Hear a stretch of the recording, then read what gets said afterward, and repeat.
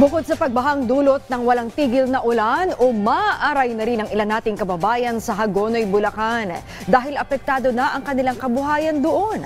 Yan ang ulat ni Vel Custodio. Patungo pa lang kami sa Hagonoy, ganito na kalakas ang ulan sa North Luzon Expressway sa bahagi ng Marilao, bandang 2:00 ng umaga. Halos zero visibility na ang aming binabaybay dahil sa lakas ng ulan. Tuloy-tuloy pa rin ang ulan hanggang pagdating namin sa Hagonoy, Bulacan. Tikligo ang mataas na tricycle na ang pinapasada ni Mang Ben.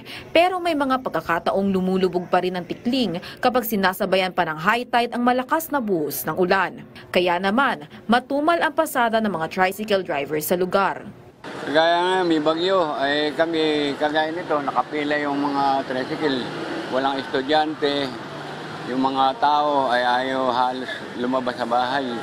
Ayon sa Hagonoy Municipal Disaster Risk Reduction and Management Office, mahigit 3 talampakan na ang lalim ng baha sa ilang bahagi ng bayan. Bukod sa transportasyon, apektado rin ang dami ng huli ng mga mangingisda. 3 hanggang 4 na timba ang karaniwang huli ng hipon at alimango ni Tatay Renato.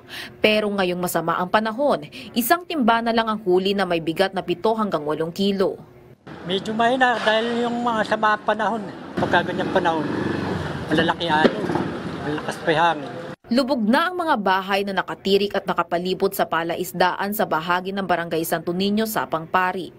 Tumataas na ang lebel ng tubig sa palaisdaan dito sa Barangay Santo Niño, Sapang Pari. Ang mga bahay na nakatirik sa palaisdaan, lubog na. Inaasahang tataas pa ang lebel ng tubig sa mga palaisdaan sa mga susunod na oras dahil sa high tide.